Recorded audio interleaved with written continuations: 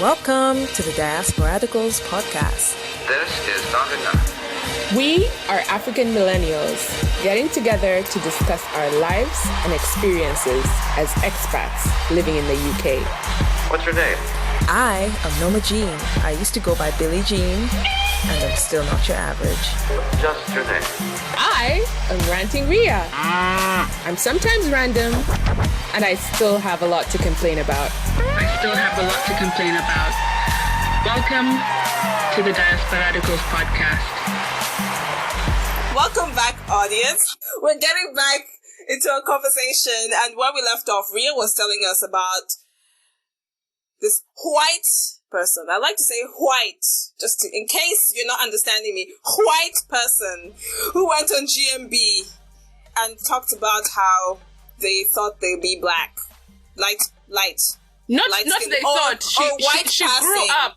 White passing black. Yes. Yeah, she thought she was a white passing black person, but in fact she was white. So this one is based on no one in her environment having the balls to say, bitch, come on now. yeah, I think the people in her environment, probably also given the fact that this was in America in those days, when there was one drop rule, and there was a general acceptance of black people of white passing black people. Yes. Black people. So I think it was very easy for her to integrate into society and grow up that way. And, basically, when I say that she grew up thinking she was black, it wasn't like, I don't think she particularly was acting, like I said before, acting black or anything like that. She just thought it that way. So even the way she had her hair, she had her hair like, in like a nice bun up, like a black woman. I'm like, yo, like, and I don't know how I feel they asked her, okay, how do you feel about, man. There's many feelings. And I was just like, okay. Mixed in one. So I was just like, and I know I can't blame her. Because the thing is, because at first I was like, this is Rachel Dolezal's album. But that's part one. But I was like, no, this is not the same. Rachel knows she's a white woman, but she's delusional about it. First thing I want to address is GB with peers has the audacity of the capacity. Are you hearing me? Of the capacity to be a white person when they gaslight black people about racism in the UK all the time. Let me tell you, all the time. The country in the world, as much as the UK loves to say that they're the least racist country, the country that is expertise, gold medal. They have the world record and will hold the world record maybe for eternity for gaslighting black people about racism. It is the United Kingdom. I have a British passport. I can say that. I believe you, girl. Ria has told me things and I'm like, Facts like a fax machine. I thought the US was sad. No. But US, at least they know there's racism. UK, they know it. You guys, it's denied. It's like undercover kind of, but it's... They will racist you in your face and then tell you didn't No, what are you talking about? Oh, I just meant it like this. I mean, the number of times being probably in a lot of cases throughout my life in the UK, in a lot of situations, I've been the minority, if not the only black person in the room. And had experiences happen to me that in some cases, the most direct people, other people I could go and try and talk to about it, were other white people. You see, now gaslighted. I didn't even. Do you know what? I never knew the word gaslighting existed until a few years ago. Because if I ever knew the times I would have defined it, I'm like, yep, that's gaslighting. Yep, that's gaslighting. Yeah, gaslighting is a very important term to know. I think maybe we should actually define it for our audience, because there's someone out there who doesn't know what this word means. It's probably heard it being used. And then you realize how many times in your life you've been gaslighted. So let me find you Wikipedia definition. No, I don't want to take a Wikipedia definition. Let me take another definition. A subtle form of emotional manipulation that often results in the recipient doubting their perception of reality and their sanity. They make you think you're crazy about something that actually happened. They make you think you are mad. So this often happens in relationships. It often happens with racism and all kinds of isms, right? Someone does something, but they keep telling you, no, you're mad, you imagined it, it's not real. And it's a very common thing with racism. It's like, oh, are you sure it was racist? Right? I'm sure sometimes he's just a jackass to he's just mean to everyone. It can't be because you're black. And just to add on to the definition of gaslighting, sometimes what they'll actually do is they would distort reality. So they will actually change the circumstance, that the way that you remember it happening, they will change it in such a way. Yeah, exactly. Yeah, your perception, you know. So they will like change the story, and they will do it in such a way that you believe that you really misinterpreted the situation. So I mean, that's happened to me a lot. But then I think probably one of the few times, maybe something, I don't know, slightly off script happened was, you know, I was talking to, you know, a few friends who happened to be non-black, you know, about it. And yeah, I did get gaslighted. Get gaslighted, and I walked away, you know, just feeling like, you guys don't even hear me, like, yo, you guys. But something interesting happened. One of my friends, a white woman, ran after me and she's like, yo, I believe you. If your instinct says it is, then it is. Just trust it. I was just like, okay. And it's sad. It's sad, but then it was strange. Sometimes, you know? It was strange getting it. It's sad that it's strange, but I'm sure it was kind of, did it feel, like, how did it make you feel? Like, did you feel... I was confused. Confirmed, kind of, in a way, and in addition to your confusion, did you feel like...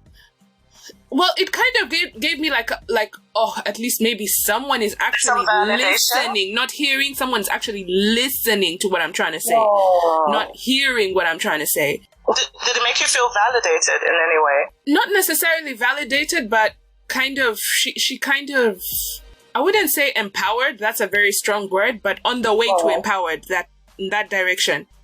Can I ask a question?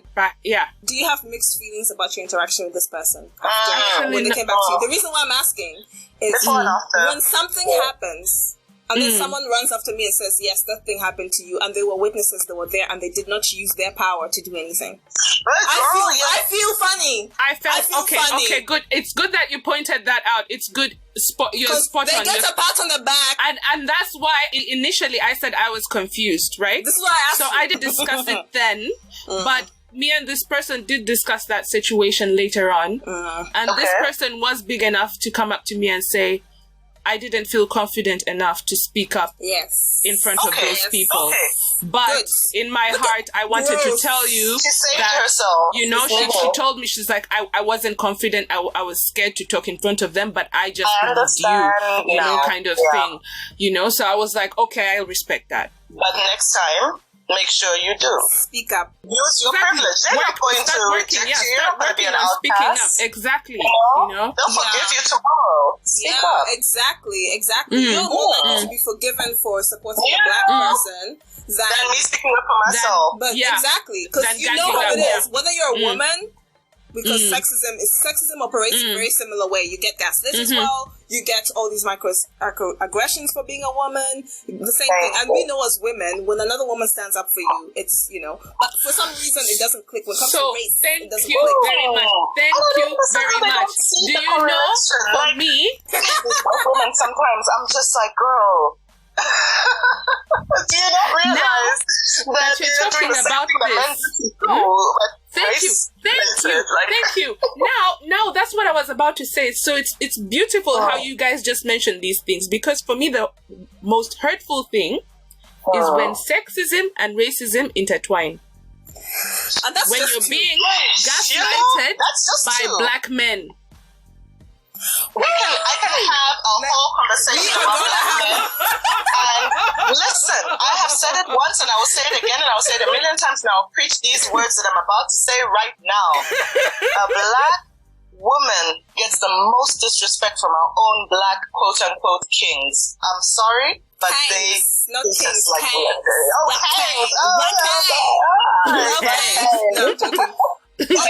You go on Clubhouse, you go on Twitter, you go everywhere. There's Gender wars. Between which race?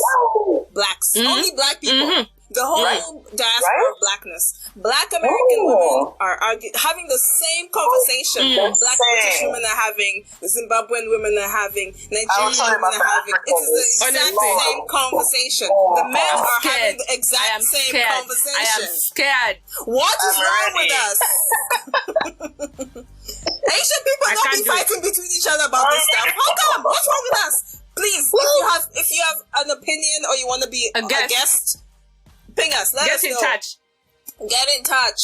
I will be coming to Clubhouse soon because right in the comments, Let me tell you. I actually want to know people's experiences. Like, I really hope that people comment their experiences below, because honestly, I want to know your experices. I know. So I'm going to refrain from my comments. Yeah, for now. That topic. For now, we shall refrain. I wanted to circle back to something that we spoke about earlier. Look at me talking like I'm in the office. Circle back. Let's circle back to this. Circle back. As my previous email. Not everyone, so you have to. We spoke about blackness from different contexts in different parts of the world, right? And we talked about this large population of black people in Brazil. And then we kind of spoke about this offline with our audience, but we also want to recognize the black people in India. There's a tribe of black people in India. People have forgotten about them, but they're there. They're blackety black. They have kinky hair. They do not have, because South Asians can be very dark skinned, have used the same foundation color as us darkest Africans. Yes. But they can be different and the features are different. Yeah. This is a black. And I think they're isolators there, and I think they're called Sidis, and they small town, SIDDI, right? Yeah. And they, I think they were brought from via the East African slave trade by the Arabs in the 7th century, and Portuguese and other people, and the British as usual. They're always there. The Brits. Yeah. And you guys listen. Well, there's racism, there's British. They're always there. They have to be. They have to be. Once it started it off, I feel like other white people just learn from them, you know? They carry the official stamp, you know? They're the originals, you know? Maybe the Americans did it better, but they're the OGs. I mean, Arabs, Africans, everybody back in the day. Well, not everybody, but many people back in the day had some kind of slavery system going on, including Africans within Africa. Like even the Arabs you just mentioned used to take Africans along the route, who now you have, what they call Blarabs or Afro-Arabs. Right. Listen, and the thing is, slavery is still happening in Libya right now. Yeah. Slavery is still going on. So slavery is part of human history. We cannot exclude and current all the rest of them. Exactly. We cannot talk about just the American context of slavery and ignore the rest of it. They're all just as valid, just as inhumane. And it varies. Like it's really just about power and subjugating a group of people, and then later on justifying it based on stupid things like the color of your skin. Because racism came after slavery. Slavery was there before. It's not the other way around. A lot of people think, they enslaved you because you're black. No, they just enslaved you, and then they came up with a reason, aka your skin, as the why why they're better than you. So white supremacy came after. Please, let's be correct about this stuff, right? Because even amongst Africans, when we have slavery, you later on say, "Oh, you're this tribe. That's why you're enslaved." Exactly. No. Exactly. Slavery interrupted Black history. Exactly that. Slavery interrupted Black history. We have our own things. I don't know if you guys have heard of this, about the involvement of Black people in, for instance, European society before slavery. Exactly. We know about this. Yes. And how they were just normal people among society. They still, I don't think there was those societal divides or this person can be richer than you. It was let's about, be honest, it wasn't the average Black person in Africa. It was royalty, the noble people from Africa who would travel to Europe for education, etc., etc. That's true. So that's true.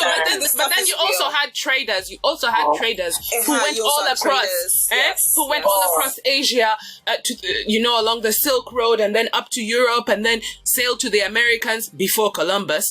But then, I'm like, so Black people have been in the world prior to this whole idea of the race construct and them being put on the bottom of the pile or Which the bottom of the because personally, list, I didn't know that. You know, so it's interesting to know that that there was a time in history where we were more or less seen as human beings. Them over them, you know? Yeah, we were and they hide it. They hide that history. Like, which saint was it in Catholicism who was a black man? Right. Please do. The thing is, you think about people in Ethiopia being in the Bible, for example. That was Africa. It's not like we... Because a lot of people think that, when they... What was it when they divided Africa? What was it called? Whatever that was called, that event. It's not like these people saw the map of Africa without having ever interacted with Africa and then wanting to divide it. They already interacted. And then they looked and said, you know what, we can take this shit over. And they wouldn't know what hit them. Yeah. Then afterwards justified it using your blackness. Anyway, we shouldn't even have countries in Africa. We shouldn't even have race. We shouldn't even have race. Race, nationality. We shouldn't even have race. This stuff is just used against people. It's not. When has it ever been used to uplift people?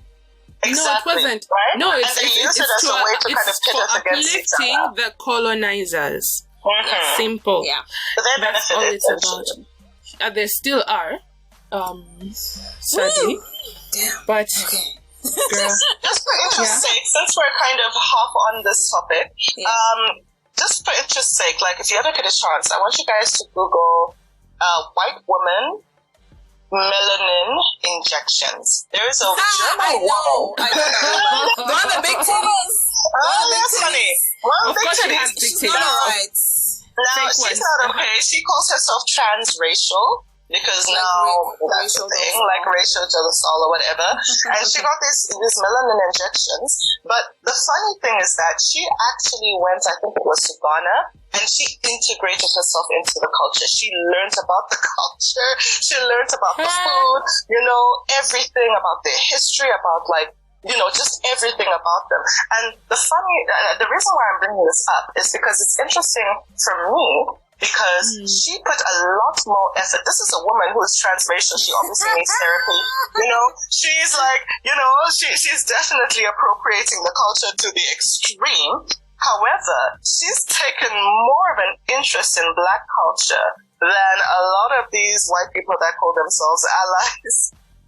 I know it sounds weird. I'm not condoning her. I'm not condoning her at all. I love what you're saying because because hers is coming out of a delusion. But here's the thing: It shows you that it's possible. She's only making one mistake. The one mistake she's making is thinking she is Black. Everything else she's doing correct. Everything else is right. In her mind, she thinks Black is a good thing, is a human thing. Unlike most white people. And that's what I'm saying. Sorry, white people, but go deal with your stuff. I'm not your therapist. But at the end of the day, I think her name is Martina Big, and she calls herself Malaika Kuba, which means big angel in Swahili. I didn't know that part. I just googled it. I'm disgusted. Ew. Well, she went and got the last comment. But this is the thing. Unfortunately, it takes a delusional white person to accept Blackness as a valid identity, not just identity, as culture that is beautiful and wonderful on its own. While we're on that topic of another race making our Black culture beautiful, can we also talk about how it took, I know she's not white, I guess, I don't know, Hispanic, Jennifer Lopez. Puerto Rican, yeah.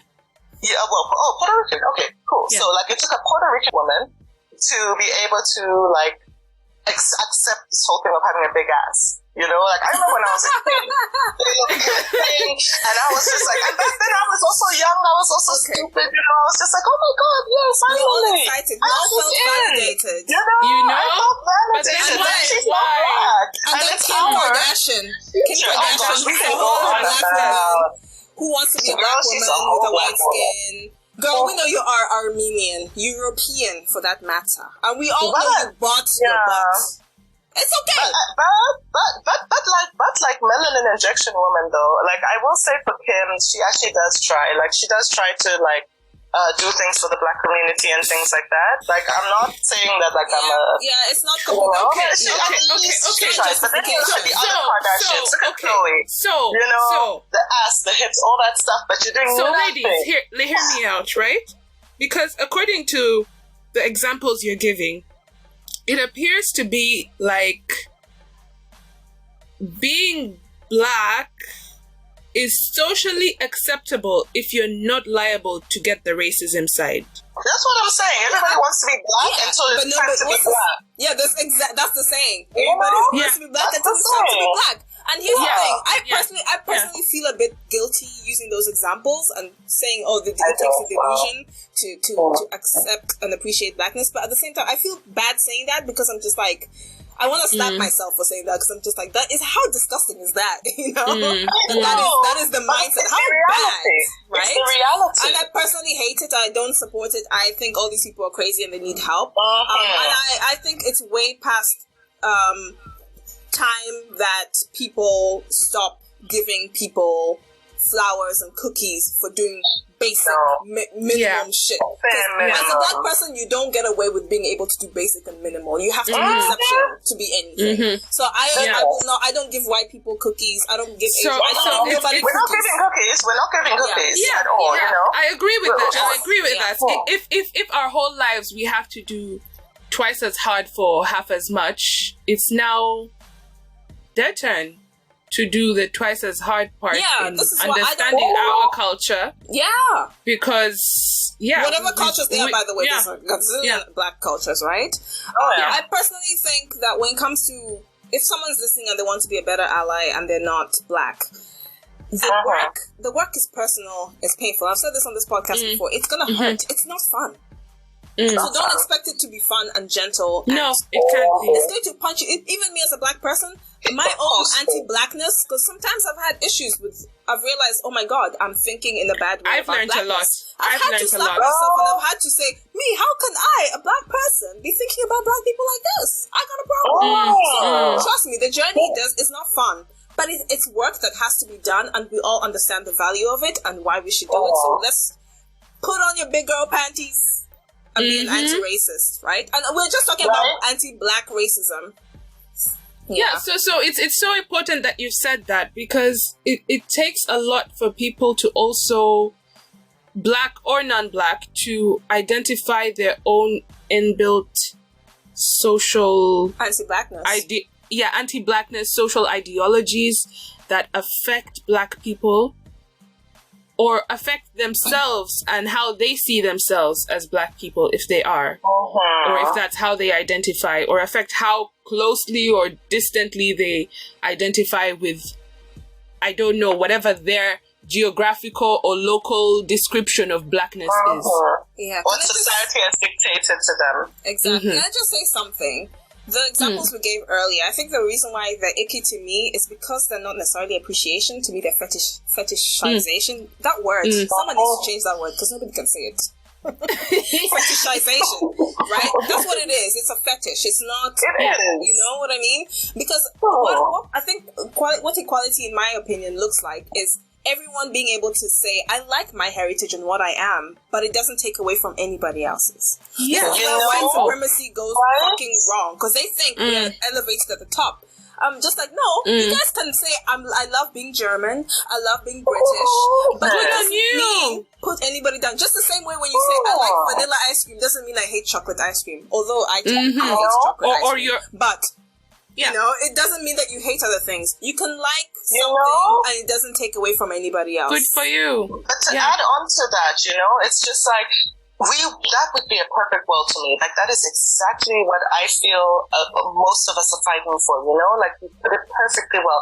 But it's sad that because that's not the case, we now have to highlight where we are exceptional as Black people, you know? Now we have to we have to be exceptional in everything. We have to be the best dancers, the best singers, the best, you know, if we're going to be recognized in any way, we have to be the best. I think I saw an article about how one of these famous vaccines, don't quote me and I can't remember the names and all that, but I remember one of these vaccines was actually created by a Black person, but I never saw the person's name anywhere. You know? Wait, so the lady who works on the mRNA. Was Are you talking about her? Because she's very, very. I mean, I see her everywhere now. I follow her. I've seen her. It's a guy. Okay, cool. So maybe it's a different person. But there was also a lady I heard about, actually. The lady I know about. In fact, she from the beginning. She was from the beginning. You don't go if you're doing something amazing. Don't wait until you've accomplished it to start talking about it. Start talking about it so that you have before a paper the white trail. people take your idea and claim it for themselves. Do it. The day you say, you know what, guys, I'm manifesting that this year I'm going to earn 6 figures. Right? Whatever that bullshit is. Then tweet about all the things you're doing. So that the day you have it, nobody can tell you somebody else helped you. Yes. Please say record it. She has said it here. Record everything you're doing. A trail. Every time someone says something horrible to you in the office, reply in the email and say, just so we can reiterate on the conversation we had earlier. We just had. We have agreed that you will no longer say microaggressions to me. You guys, correct? evidence. Cool. Evidence. Keep your evidence. Do not. And you know what? You can download an email in what's called a .eml file. Sorry, I'm getting all techie. Download that shit. You're talking to someone that studied law. I know all about keeping the receipts. Listen, you have to think. When it's an email, you smile. You even have a podcast lawyer here telling that shit. Take the screenshots. Save the emails, archive, whatever you need to do. Just as importantly, because you will need it one day. So that when they try and say that, she was a bad employee, I'm like, look at this email from the CEO.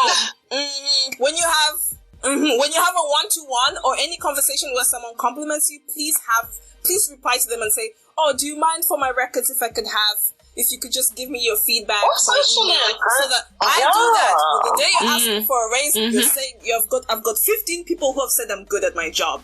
Give me excellent advice to give. That is excellent advice to give. Like Norma Jean said it. People, listen up. This is gold right here. Take notes. I hope you're taking notes. Look, I learned the hard way. So, just we all did. For you guys. We all did. Hey!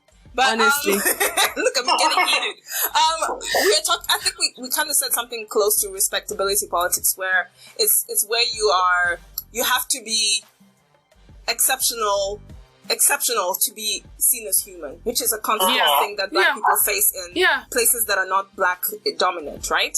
In white spaces and other spaces. And this is why we have this thing about black excellence, because I think we want to get to a point where even being a mediocre black person is still good enough. Is okay. Exactly. Who that cares? Is to me a form because I feel like because of black excellence, we're putting unrealistic expectations on the majority of black youth.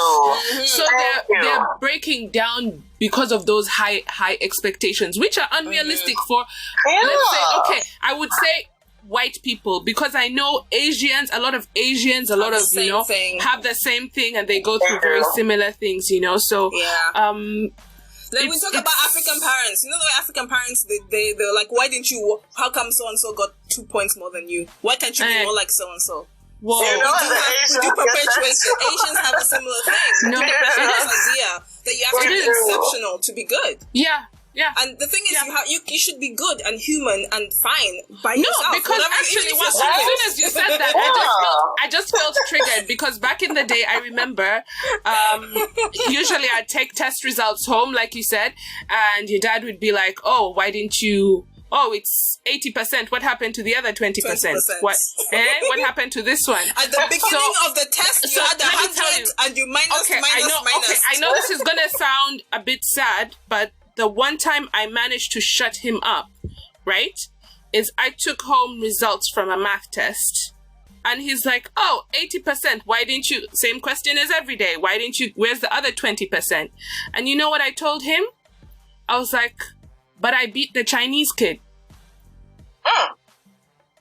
Imagine, for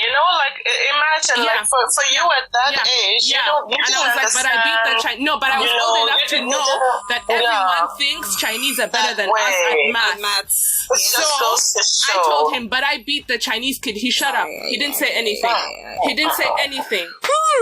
Damn. Because it's better, see how but deep at the same that time, is. it's a lot to unpack. Listen. And the thing is, I have met Chinese people who are not good at maths. Yeah, exactly. So they taught me. And I've met Chinese people who excellent at maths. The way they teach maths, by the way, is very different. I think that's part of it. They think about maths in a different way, and I love it. It's very beautiful, actually. But yeah, I've met them, and they were like, everybody just assumes I'm good at maths. And you take advantage of that. It's also I actually feel bad for that, because that stereotype is a tough one to try to, I struggle with the dancing stereotype for Black people, but they have it bad math. Look, I'm happy with the dancing stereotype. It's okay, I can't dance. I dance like a white girl. At least you're not expecting math from me, don't expect. They're not expecting that. So there's this idea that because the bar for Black people is so low, you have to jump extremely high to be seen as better than that low bar. I hate exactly. that. Yeah. But then even at that age, I understood. I knew this is the comparison. So I just that line. He shut up. He just kept quiet. He turned around. He just went on with his day. Just to touch on your story a little bit, because I just wanted to also highlight a little bit of the differences between we have completely different upbringings. So I just maybe for the viewers, they might find this interesting. But I come from a very liberal family, so that also touches on the Blackness, and I'll explain why. Because my parents, first of all, this is going to sound very shocking to, I'm sure, everybody, especially the Africans. We were not hit growing up. They did not beat us. They did not throw things at us. Wow. They did not, so I come from a very liberal upbringing. So I've had a lot of instances from Africans, Ugandans specifically, who went through that upbringing, which is the norm back home, which is the norm for Africa, it's probably the norm for Asia as well, India, whatever. But because I had that different upbringing, somehow I am an outcast now. Somehow I am not African enough, just to kind of bring it back to that as well. So Rhea, your experience, for me, it's okay. It's shocking even in itself, but for Africans, there's certain things that are they're seen as the norm. So for me, coming from a place where my mother, the thought of hitting a child, she gets extremely emotional. She cannot even watch someone do it to their own child, I know. So but remember, in addition to that, my mother, she's had a chance to express or to be a sensitive person and all of that because she's light-skinned. She hasn't had the same kinds of experience that I, as a dark-skinned African person, have had, Wow. And I'm grateful for that because it's been helpful for me because now I've had a liberal upbringing. But it's just to point out some of those differences. Yeah, sorry, I think I might have been a little bit off. Yeah, that is nice. But it's just something to point out that there's different Africans out there, and people don't realize that. So I always feel as though I struggle to fit in. I feel like I don't belong because I'm not African enough. I guess that's exactly what makes you a diasporadical. That's why I felt like I can totally relate to all your episodes. You tick some boxes, but some boxes you can't tick. Of the stereotypical African experience, or African immigrant experience.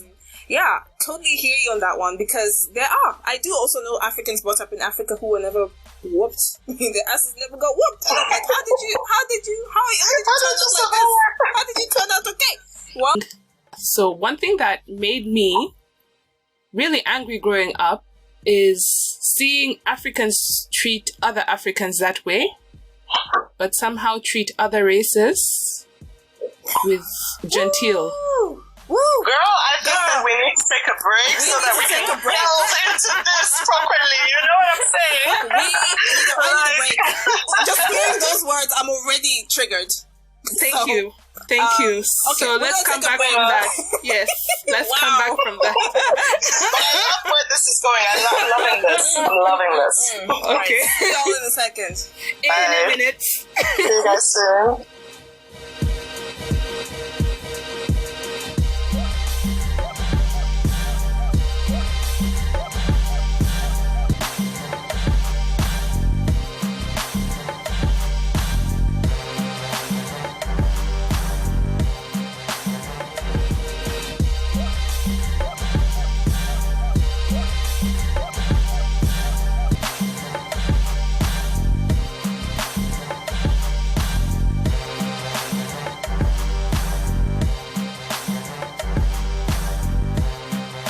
Welcome back, listeners. Hope you are refreshed yet again. Because we've touched on a few heavy things.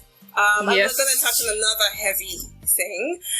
And this is what Ria was talking about in terms of how Black people treat other Black people in what can I say?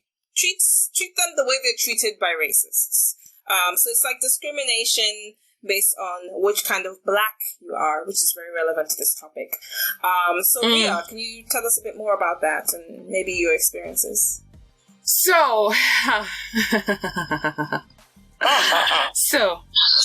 this is based on an actually very recent story, right? Because you know how before the break we were talking about corporal punishment, and it made me think about how brutally, people, especially Africans, can treat even their own kids, relatives, leave alone the police brutality that goes on in Africa, civil wars and all of that. And ever since I was a kid, growing up in Africa, it was clear to see that people treated white people or Indian people with more reverence than they did other Black people. People could be standing in line at a supermarket, and this was actually a very big learning experience for me. Because this was growing up in Uganda. This was in Uganda. I was about 11, 12 years old. We're standing in line at the supermarket, and because of privilege and extra privilege, I believe, that they receive from being in Africa, a white woman decides to cross the line in front of us. I'm sorry, because I have... Carry on. Yeah. Okay. And that's why I said this was a very big learning experience for me, right?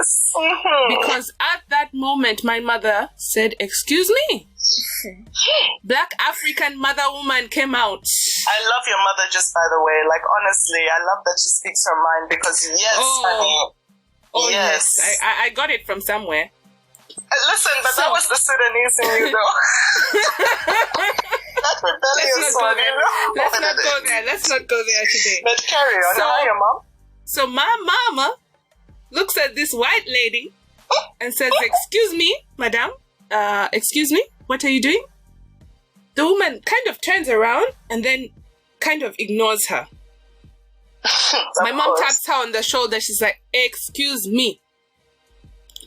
And the woman is like, she turns around and she's like, sorry, I'm in a hurry. And then my mom's like, "So am I. Get to the back of the line."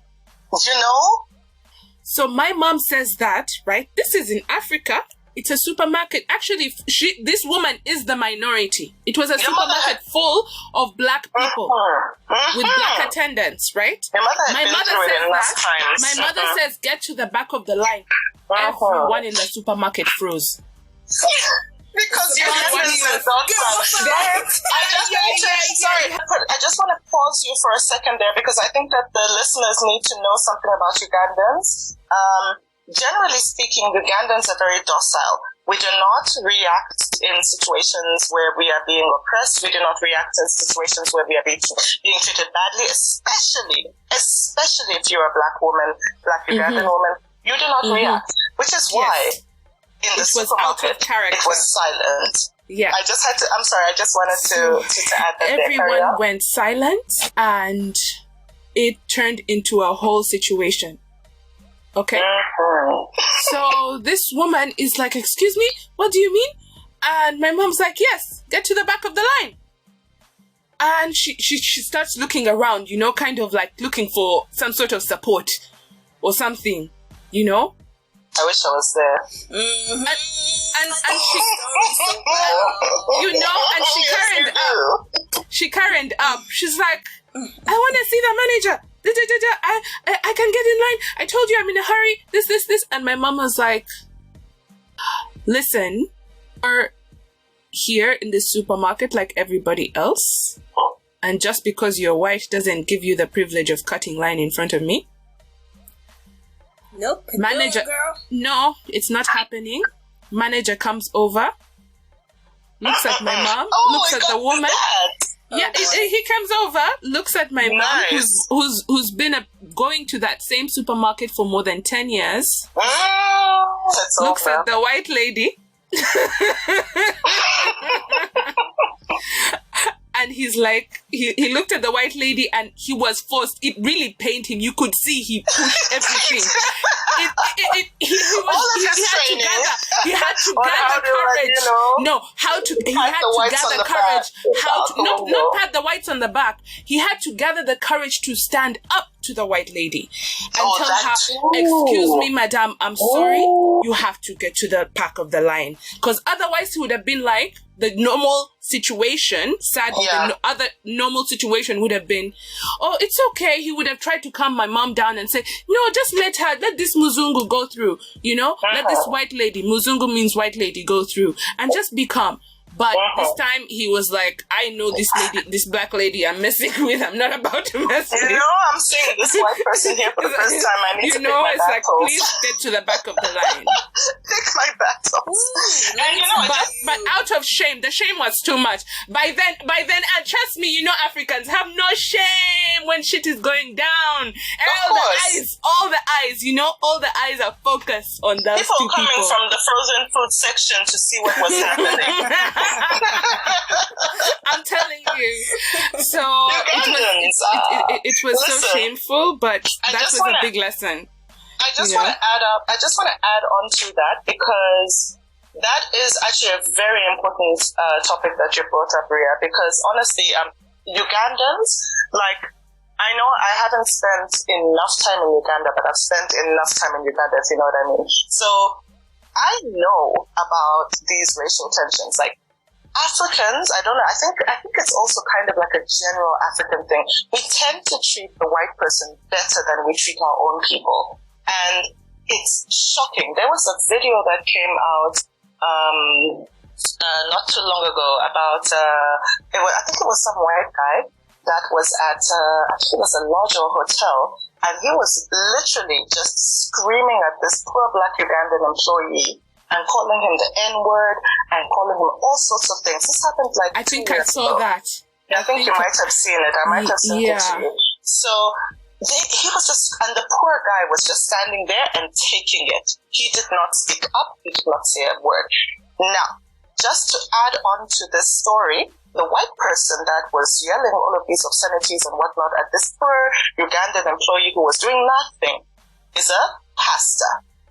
If we're going to get to religion, is a pastor.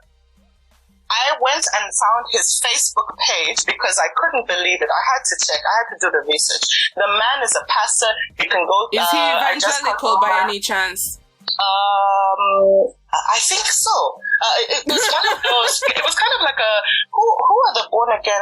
Sorry, I know I'm going to sound insensitive. I am a Christian woman, and but who are those born agains that come to Uganda and just try to those ones, the evangelicals? But they just where are they from? What do they look America. like? America. Oh no! I remember now. He's a missionary. Yes. I don't know if missionaries have white missionaries, specifically white America, going to Uganda specifically, because we know what's happening in Uganda. Yeah, because we've been going for some time, so I think it's actually good that we start to wrap it up. But if you're listening to this podcast and you're loving what we're talking about and you want to contribute, hit us up with your comments. Leave us a review on Apple Podcasts or anywhere else, but especially Apple Podcasts, because it actually does do good things for the podcast. Recommend, share. You can find us at Diasporadicals everywhere. I'm not closing up. I'm just saying, please interact with us, because we want to know what you want to what you want us to talk about. Because we want to hear your stories, because we know what you're talking about. So just remind us. Basically, you can start with a sentence and it will trigger us, and we're like, we know. We know. Yeah. Yeah. Oh my gosh.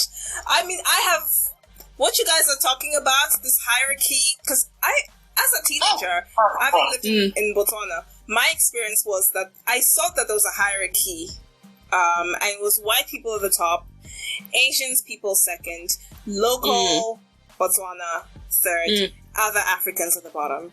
I've said before in this podcast, I experienced a lot of xenophobia there, and I know a lot of people still do experience xenophobia there. It is unfortunately a very xenophobic country. Yeah, some people will not like me saying that, but me, I'm speaking the truth. No. I'm actually really happy that you're saying this because I have spoken to the locals will not accept it. Just like white people don't accept that they're racist, they will not accept that they're xenophobic. But I experience like South Africa.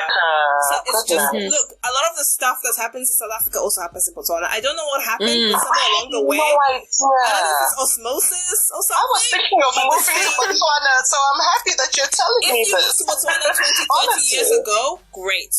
Now it's not. It's very close to South Africa. Oh, that's sad. That's so sad. It's terrible. It's taken one generation for things to change.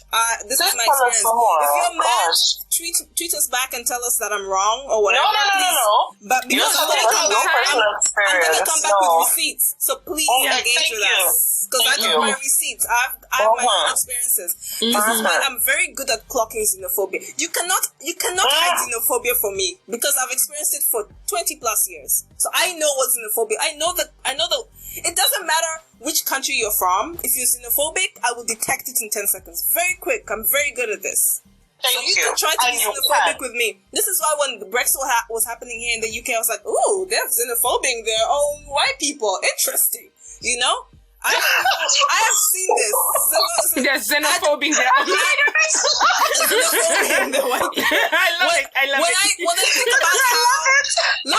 When I think about how people react to Chinese people, they're xenophobic the Chinese. When I think about how people do this to in the US, how a lot of Black Americans feel a way about Black Africans, it's xenophobia. And I'm not saying Black Africans are not guilty. They also have their shit, and we'll definitely talk about it. But I'm sorry, though African Americans hate us. They hate us.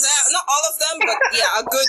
Generally speaking, it's a good number. I think I've seen comments. Listen, I follow these African American pages. We're gonna have a conversation about that. But because and we're going to touch on Beyonce, because I have a lot to say about Beyonce and her whole African thing. So I'm not going to say it now. We did have an episode where we touched on that, but I definitely want to come back to that because it is interesting. The gaze of African Americans at Africans. It's very unique so much and to say interesting. about that and how she portrays us in her music. So that would be interesting. I'm sorry, but she's appropriating our culture. Yes, for the purpose of today's episode, I know the last thing we were talking about. we diverse. Actually, we diverse. No, we were talking about the hierarchy, from our previous conversation. I'm sorry to track it back a little bit, but when we were speaking about the Ugandan experience, there's just one thing that I really just want to point out about how we treat our own race worse than we treat foreigners, more than we treat white people specifically, because we can treat Indians terribly. I've seen Africans treat Chinese people terribly, but when it comes to white people, nada. Yeah, I don't know if you guys heard the recent story about Ashley Judd. No. So I'm already getting. Let me guess. I'm already getting white savior vibes. Oh, is that it? Yeah, I don't know. I might be wrong, but the minute you say that, I'm getting warm. I'm just getting warm. So let me tell you, this is actually very recent. Oh no! This is 2021 information. So Ashley Judd is an actress. Google her because I don't know much of her. I've seen her face before. I also don't know much. I just know she acts. Okay. I have. Okay. So I have there are many problems with this whole story. Okay. First of all, white American actress with a savior complex. Oh God. In a pandemic. Hold on. Listen. So hold on your reactions because I want to see. I'm just waiting for the punchline. Here we go. So she decides with her savior complex in the middle of the pandemic, she wants to go to Africa to help to do research on gorillas. I don't. So she goes, no, we are still getting there. I'm not done. So she reaches Africa. First of all, she's not a qualified researcher. She's not a trained animal biologist. She's just a celebrity who just went there. So she goes there. In all these jungle movies, in all these adventure action movies, what usually happens to the white woman? She gets attacked by the gorilla and she has to be rescued. Close. This one broke her leg. This one broke her leg. Hurt. Yeah, she got hurt. Distress. Yes. Oh, do you know what they did? Leave that. Was it in Ghana, right? I think No, it was in Congo. It was in Congo. So look, sometimes the comedies just write themselves. She was in Congo, now the story starts after her leg broke. Because now these brave African guides had to strap her on a cloth and put her on a pole. You have to Google it. You know what? I just didn't know the backstory. Ashley Judd, Google it. I didn't know the backstory, but you're giving me the backstory. Because I saw it and I was like, why is this a thing? Yeah. Okay, some white lady was hurt and the Africans helped her. Why is this a thing? And sisters. Hey, you see? Hey, thank you. That's where I'm going. That's where I'm going with this story. Carry on. I have no issue with her doing philanthropic work because I understand that celebrities bring in some kind of value. It's stupid. I don't like that concept, but it is what it is. And the world is shallow and you have to do shallow things to get attention. Fine, I get it. But then I've seen the picture right now. The pictures. You see what I'm saying? That's why I said this story let me go on so many levels. I do remember. Ashley Judd. Okay, Google it, please. This lady, and I have no problem with her saying, "Oh my gosh, if it wasn't for these people, that's okay. No, that's okay. But have you seen her statements on her own privilege when she's talking about how she realized her privilege while the men were carrying her up a slope? Can I read it? Please. Why is it long? Please read it. Please do it. Because honestly, I just friends. I'm sorry. Friends. Full stop. Thank you. Without my Congolese brothers and sisters, my internal bleeding would have likely killed me. Way to be dramatic. And I would have lost my leg. From internal bleeding of the leg can kill you. Maybe. Okay, meanwhile, what's my... I don't know. I wake up weeping in gratitude, deeply moved by each person who contributed something life-giving and spirit-salving. Salving? Does she mean saving? Salving, like putting a solvent on something. I didn't know you could say salving. English, my darling. English. The British didn't colonize fully. No, let me they didn't finish the job. They didn't finish the job. Let me finish the thing. I wake up weeping in gratitude, deeply moved by each person who contributed something life-giving and spirit-salving during my grueling 55-hour odyssey. Here are some of their stories. Dieu Merci, it's a French name, I'm sorry for fucking up pronunciation, stretched out his leg and put it under my grossly misshapen left leg to try to keep it still. The dramatics of it all. This is what I'm saying. She's like, I'm gonna make a documentary. You guys, no, she's getting ready to do a biopic. She's getting ready to do a movie. People, whoever is listening to this episode, remember that we have said it. Like what? Yes, it was broken in 4 places and had no damage. Lord. See. Thanks be to God in paragraph, so I think that's what his name means. Remained seated without fidgeting or flinching for 5 hours on the rainforest floor. He was with me in my primal pain. Wow. Wait. Interesting use of the word. Primal. You see, words like primal, civil, etc., only come up in conversations where black people are involved. When it's a white person who doesn't have a lot of interaction. You see? Look, this is we have eyes. We have eyes. You can see. We have eyes. Do not gaslight me, because me, I see things. I'm the noticer of things. That's what they call me, the noticer. He was my witness. Papa Jean. It took 5 hours, but eventually he found me, wretched and wild on the ground, and calmly assessed my broken leg. He told me what he had to do. I bit a stick. I held onto Maud, and Papa Jean with certainty began to manipulate Papa Jean. Yeah, oui. with certainty began to manipulate and adjust my broken bones back into something like a position I could be transported in, while I screamed and writhed. How he did that so methodically while I was like an animal is beyond me. Ding, like ding, an animal. ding, Like an ding, animal. ding, Like ding, an ding, animal. ding, ding, ding. Did I tell you that she's going to be using specific language? Did I not Why do say you think I brought this story up? You said it. May no one gaslight me. You haven't even read this before. I've been here on this planet long enough to know what I know.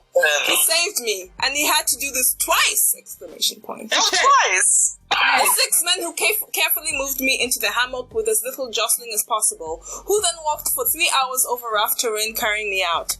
Heroes. Didier and Maradona. Didier drove the motorbike. I sat facing backwards, his back my backrest. Is this an erotic novel? Like, what is happening here? Hey! Wow! You can't make this shit up. You can't make this shit up. As a quick side note, I want you to finish this because honestly, I need you to finish this. But as a quick side note, did you guys ever see Adele's SNL performance? It was like some Africa thing. There was a tiny bit of outrage. Tiny because African outrage in the US is never big enough. But it was a whole thing where she was kind of praising how you're as a tourist in Africa and you can get people to like lift you up and do all these things. Like it was very fetish vibes. Oh Lord. Yeah, Adele is interesting topic on her own. I'm a huge fan. So when I saw that, I was like, oh my god, Adele, and she's laughing, and I'm what people need is to everybody who's famous must hire a black PR person. Thank you. Because you're making simple mistakes. I can even predict which mistake you're going to make before you make it. No, it's so obvious. I can clock. They were carrying them. Okay, yeah. But yes, please finish because I really want. Yeah. Yes. When I would begin to slump, to pass out, he would call me to my reset. He'll call to me to reset my position to lean on him. Maradona rode on the very back of the motorbike. I faced him. He held my broken leg under the heel, and I held the shattered top part together with my 2 hands. To be honest, this sounds terrible. It sounds like a white woman's idea of a threesome. Well, like I said, she's going to write a book and a movie about this shit. Les Miserables. Watch, I'm telling you. Together we did this for 6 hours on an irregular route. Sorry, look, me. I don't even know the language. And popped dirt road that has gullies for rain runoff during the rainy season. Maradona was the only person. I know. I think she means the ones on the side. Yeah, the ditches. What we call ditches on the side of the air. That's what we call ditches. It's a ditch. Maradona was the only person to come forward to volunteer for this task. We have a nice friendship discussing the pros and cons of polygamy and monogamy. I showed 2 pictures, one in his hat and one in mine, which he dearly covets. Covets, you nasty woman. You nasty woman. As if saying dearly. No. Takes Did I not say it's an erotic novel? To me, covets come. Yeah, it's fetishizing. It's really fetishizing. Okay, let's go. The women! Bring it! Exclamation point. Oh, the women! Sisters, the women! Exclamation point. My sisters who held me, full stop. They blessed me, full stop. You see. Because we have all the blessings in Africa. A whole page about black men and one line about black women. That's the ancestors and bless everyone. These black men would have done this if someone got hurt, like you're a tourist or whatever. They look after you. I've been done tourism in Africa and they look at me and then they look after me, whatever. Like, fine, that's fine. Like, this is okay. I'm okay with her writing the story, and yes, this thing did happen, and all that stuff happened.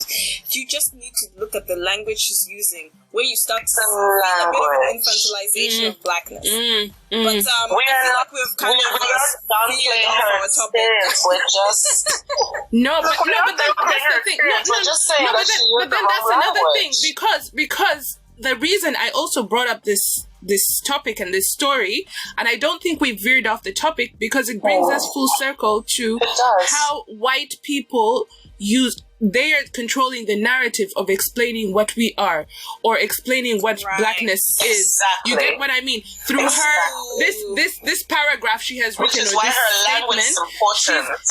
that's why her language is so important, because she's conveying to the world, this is someone famous, like we said. You know, she's conveying to all of her followers, all of her this. She's like, this is what the Africans will treat you like, you know? And by the way, there's another statement, we haven't mentioned it here, but other people can go and see what she wrote about realizing her own privilege during that trip. There's a whole other thing. So people can go look it up. We're not going to talk about it right now. But then it brings it back into circle, into like race is a social construct. And that social construct is being run by white people, and they control the narrative. You know? Basically, in fact, I mean, the color of our skin being different and all that stuff, and whatever's in our genes, giving those things names is not a problem. The problem comes when it is used to treat people in a specific, in a bad way. Because when people treat you well because of your race, good for you. You know what I mean?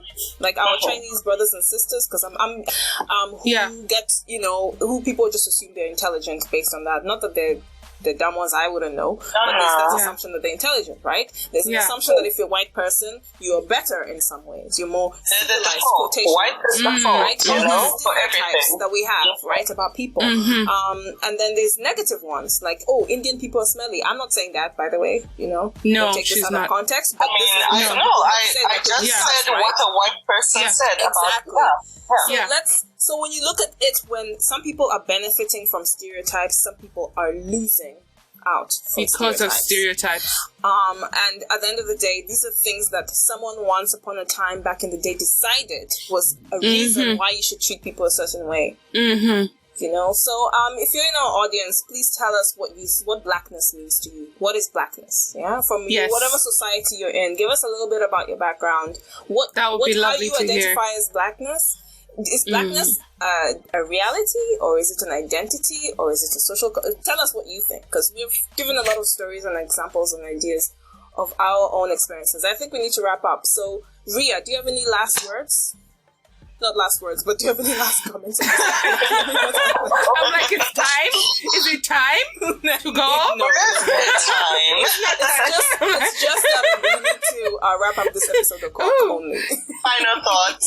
I would say that even throughout this discussion, I'm still unclear, to be honest, about, for me, what it means to be black, because I'm me and I'm black. So for me, that's enough.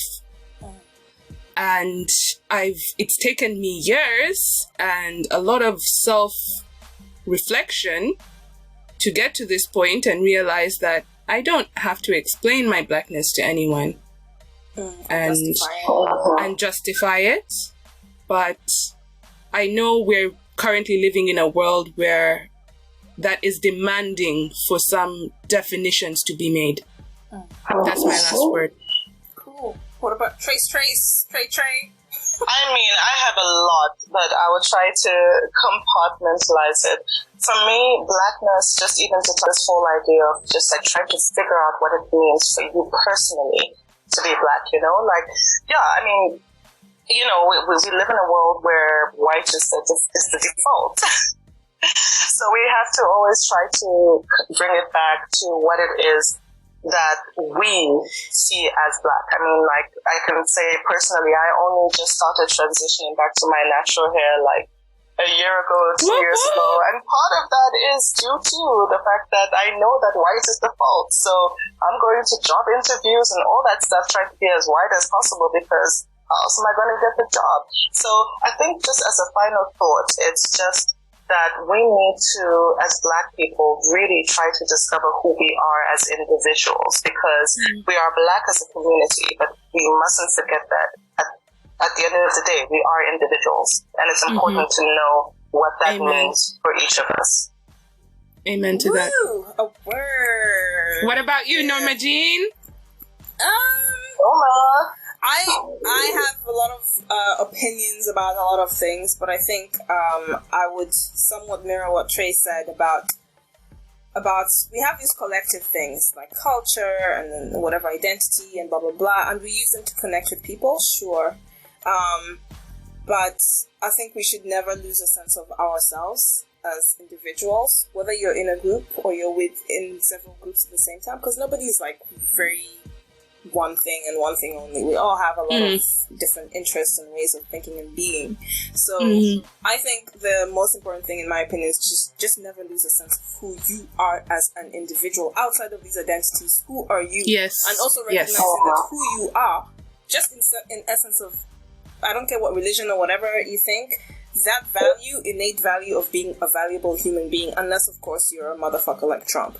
I said what I said. So if you smart, is you kind? Decent, yeah, smart, kind, you know, just a human being, just minding their own business. And, you know, you just out here struggling, trying to be a good person and make the most of the life that you have here without damaging other people in the process. You know, people who have that kind of self-awareness just have an innate value.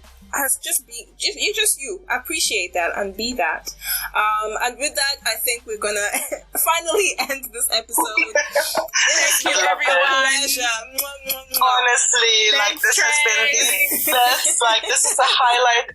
Like if this was the beginning of the year, this is a highlight for it's like a great start for the year. Like, yeah, you know where to find us at Diasporadicals or at Diasporadicals Pod on Instagram, on Facebook, on Twitter, soon to be on Clubhouse. Interact with us, share this episode. And YouTube. And YouTube, yes, if you want it to be playing in the background. So people from all over the world can listen to this. Please share and subscribe where you can subscribe. Follow us where you can follow. And leave us a review. Thank you so much. And tell us what you think, because we know you have thoughts. So tell us the thoughts. Oh, yes. We'll appreciate One love. One love. Take care of yourselves, and see you next time. Bye-bye. Bye.